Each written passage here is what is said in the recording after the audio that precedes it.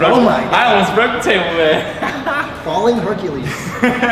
What is up, my friends and family? Check it out. Welcome to another Choppin' It Up with my man, Almendaris.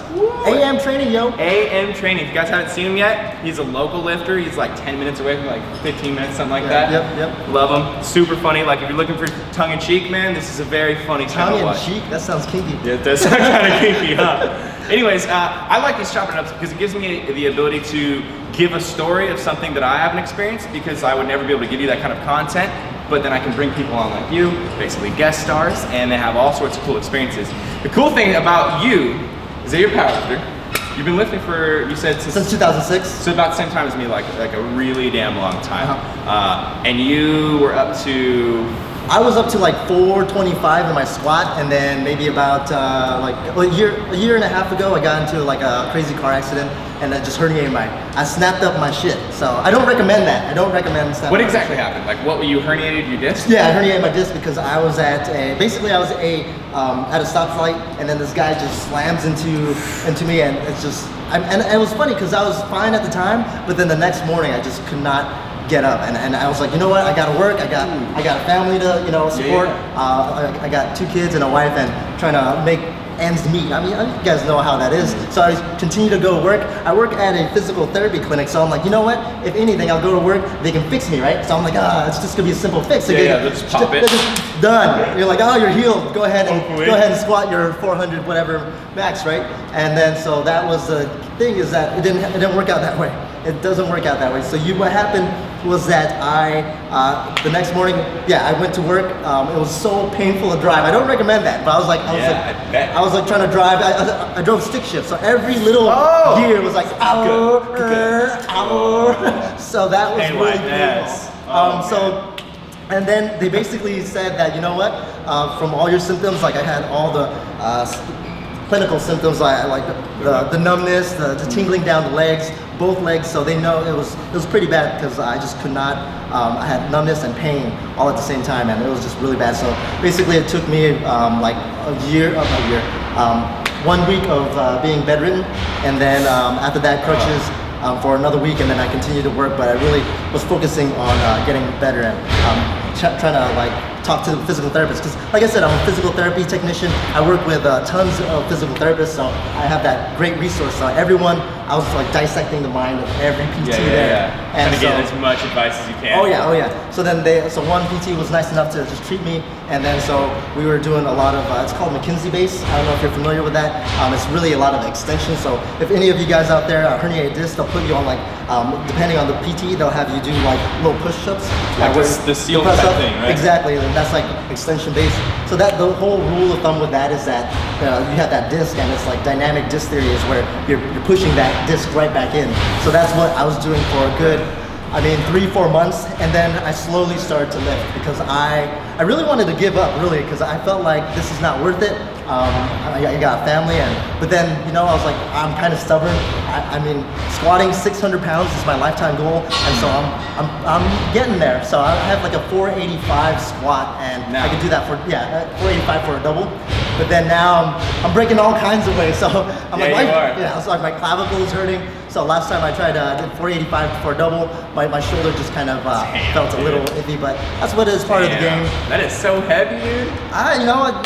600 will be there, right? That's all in due time. Well, everyone's got their goal, and it's relative to where you are. So like 485 could be a lot of kids' permanent goal, like a lot of people. And it's funny, you get there and you think it's nothing. Yeah, because you just keep on going. I remember when I was happy with like a 135 squat. Me too. So if 135, a single plate, and you're like putting that, you're like, I am the shit. Tink, yeah. Dude, you turn it, a you're whole like, plate.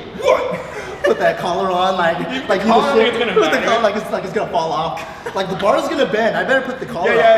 It might wave a little bit. So that's pretty much my experience. Like throughout the whole way, I really wanted to do YouTube the process, but my lawyer said I shouldn't do that because it's still open and stuff like that. So I really wanted to help out people and see what if I'm experiencing this, then I know you guys are experiencing this. And but basically what I did off camera was really rehab slowly, because a lot of physical therapists, I work with like maybe 20, 30 plus, and they're always like, maybe you should stop lifting heavy. And I'm like, man, you don't understand. Yeah, you don't understand. Option, you know, it's not an option. And then so what I did was really focus on progression. So in the beginning, yeah, I want to hear about what you did when you first came back to the gym. That's what I want to know. yeah. So the whole time when I was like kind of bedridden, I did a lot of breathing exercises. So it started with the core, really, it's all about the core really to strengthen, because you got to build up that strength in order to support your spine. Yeah, you're like so I was just like, yeah, exactly. So I was just there. It was almost like Uma Thurman in freaking Kill Bill. Like just move, just brace. Just brace, you know, like move the big toe, move the big. That's exactly how I was doing it, and throughout the whole day, you know, I felt bad for my wife because she was like, she practically had to. She didn't clean my butt, but I you were like an old person. I felt like I was an old person. You're like in hospice, bro. Man, I was like, over. Go ahead and advance directives. Give everything to my children. Yeah. It was over. So yeah, basically I did a lot of diaphragm breathing, and then from there I did a lot of dead bug. So a lot of lifting up the legs, but really keeping that that posterior tilt in your spine. Mm-hmm. So really bracing tight and really trying to focus on using those core muscles. And so from there, a lot of strengthening from there. Then, as I started to get better, because I did have a shift actually, I was like shifted like boom, kind of like what he does when he poses. But in the lower part. Yeah. But I didn't want, I didn't do that on purpose. It was just like that because I remember looking up. I'm like, holy crap, I'm crooked.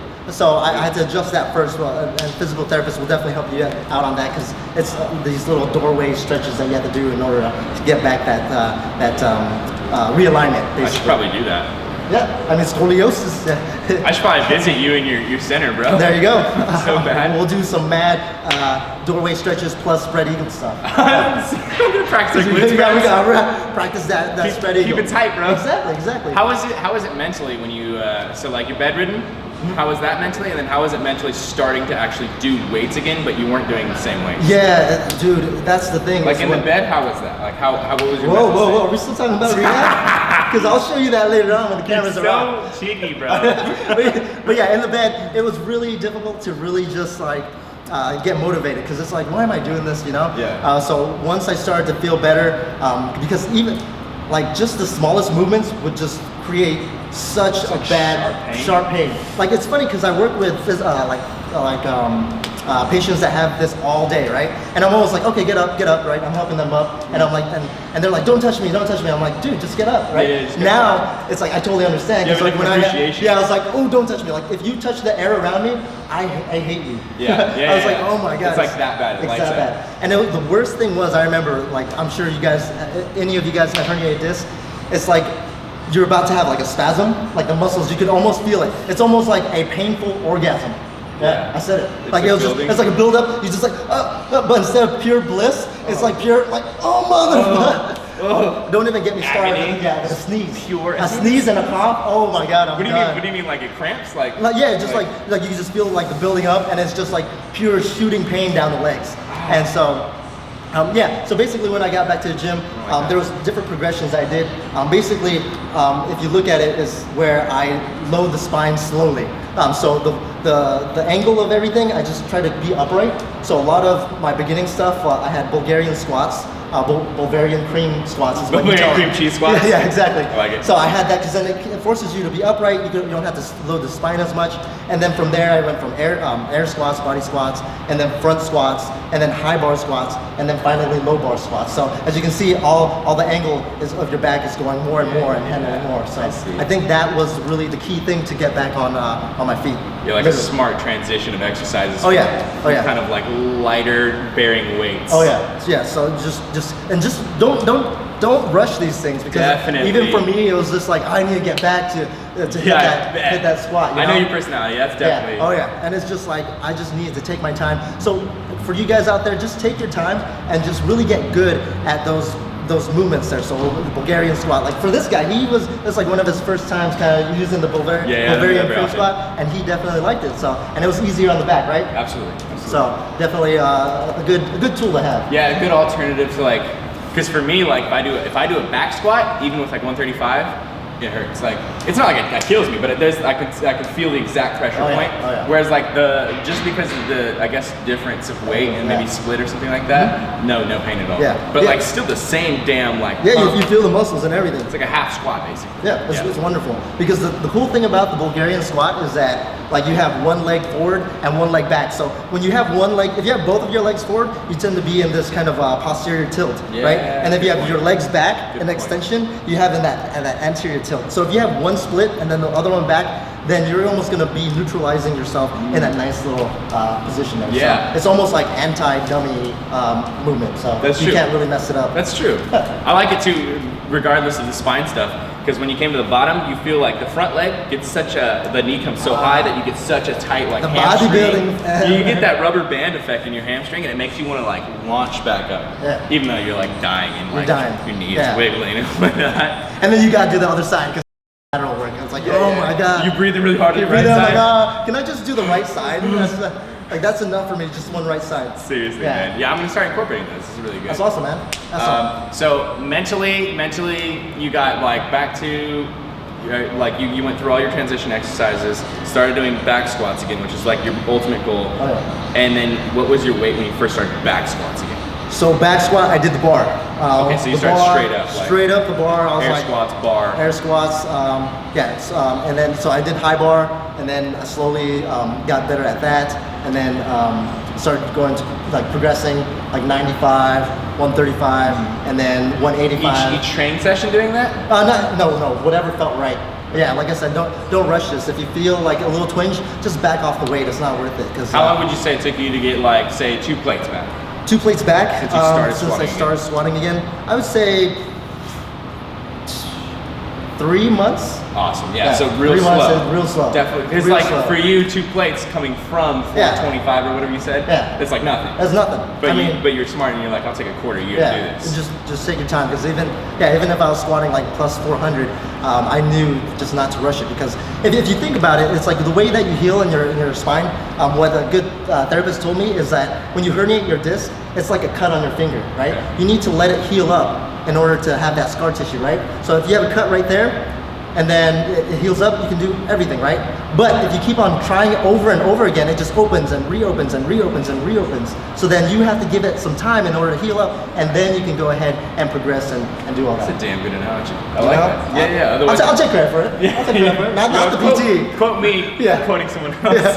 I like that. No, that's really quality. I like that. It's a really good analogy. I'm huge on analogies. People know this. It's like I just analogize everything. That's not a word, by the way. Analogize? Analogize? It should be a word, though. I just made it up. Like auto-magically. Auto-magically.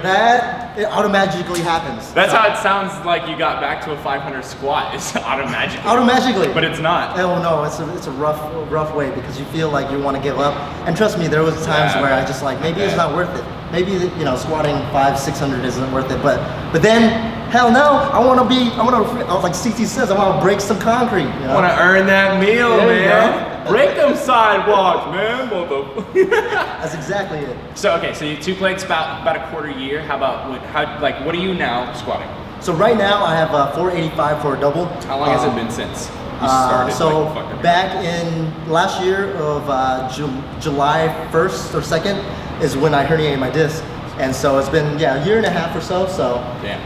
Pretty good. So when I herniated my disc, I had a 435 squat, and then now a year and a half later, up to a 485 for a double. Not too bad. That's dope. I told myself in the very beginning I'd be happy with a 315, just getting back to where I am. So I'm really thankful that everything's going well, except for my clavicle. I mean, like if you can see that, look at that. I know. Poor me. I started to put tape, so then people were like, "Oh, poor you," You get all sorts of injured, man. You remember being younger? Remember being like 0 to like 15, and you're like, I remember in the womb. My uncle's talking about his back. Like that is so old person. I know. You know what I mean? Like you don't expect any of that to happen to you. I didn't want to be the guy that was like, when I was your age, I can squat 405, right? I didn't want to be that guy. I want to be like, motherfucker, I still squat more than 400, and I'm twice your age. Still my motherfucking set. Yeah, so that's just how I am. I know my wife gets mad at me because she's like, you're such an extremist, but then sometimes that's what's good and that's what's bad. Because like if I wasn't an extremist, I wouldn't be so like motivated to get better. So I was really just like I said, like Kill Bill, Uma Thurman, move the big toe, and just Any from progression. there. Extremist is such a bad, condescending word. Yeah, it does. Because really, the actual word is just passionate. Passionate. Like when you do things, you do them. It's really hard for you to kind of half-ass them and be like, just let it float away from me. Yeah. You can't. Like, it's just not, because you weren't doing it like that originally, so it's hard to be like, oh, I'm just going to forget about it. You know what I mean? I got you. It's very difficult. That's why I wanted to have you on the Choppin It Up, though, specifically, because you hurt yourself super bad. Herniated disc for a lot of people, that to me at least, for me it sounds like you're gonna either stop lifting or from now on your life is gonna be so different. You're gonna be like a lot. Oh yeah, and I read like a lot of people, like there's some powerlifters there that actually herniate their disc, like Donnie Thompson, and they kind of just say like you just have to really hone in on your form. So before, if you like look at my older videos, I would dive bomb my squat because I felt like, oh boom, I get that stretch reflex. Really Fuck you, yeah, right. Yeah. But then now it's like I go slow because it's like you gotta really control and make sure the form is well. I'm not hating on people that dive bomb. It's just that for me specifically, I think I was getting a little lazy and trying to bounce off my calves a little bit more than I should have. Yeah, you just have to be a lot more cautious and aware of what you're doing when you have injuries. I think it's interesting though because no matter what your injury is, a lot of people have the same idea and they'll be like, oh man, I've ruined this part of me and I will never be as good. Yeah. So it's like a super discouraging. Even like you were saying when you're in the bed, you were like, I'm discouraged. Like I don't know, should I keep doing this? Do I want to try get back where I was? So I feel like if you're watching this and you are facing an injury, someone you know is facing an injury, really anything like that, you can look at this and think, you know, screw this Asian man, he don't know what he's talking about. Or you can be like, you know what, this Asian man might be a little bit motivational and he might have a point. So then you could really push that limit. So really just be smart about it and really go through it, you know? That's exactly what I was trying to say. Motivational? Yeah. Motivational for sure. Hashtag motivational. Motivational. Inspirational. Yeah. All right, guys, I hope you enjoyed this. If you did, please give it a thumbs up, a comment, subscribe. More importantly, though, go check out Alvs. Go check it out. The link will be down in the description. Where's it gonna be? Right down in the description. Right. Along with the description, right? Along with a 99% off of all his apparel. yeah. 99%. Yeah, it's on your channel, right? So they go to your channel. Go to my channel and go get that 99%. Go in your descriptions and you get that 99% off. They're gonna go there like, oh, fuck that Asian. They're gonna be super mad. Like, thumbs down. I was trying to use AM Training 99 and it didn't work, bro. AM Training 99. I like that. That's in the description below. New sponsored athlete. No, it's just I really like AM and I think your comedy is really funny. Like that's where I really enjoy it. Because there's a lot of powerlifters, a lot of people watch on instructionals or watching progression and stuff. But I think personality is so huge now because there's information, but there's not a lot of personality. So when you find something you really like watching, it's so much easier to learn whatever they're telling you just because you enjoy hearing them say it the way they say it, the way their perspective and lens is. So, go check them out. I appreciate you guys coming in and checking out the Choppin It Up. Another one coming very soon. Thank you all. Team Beyond the Week. CT. Lift heavy or die MIRIN, motherfucker.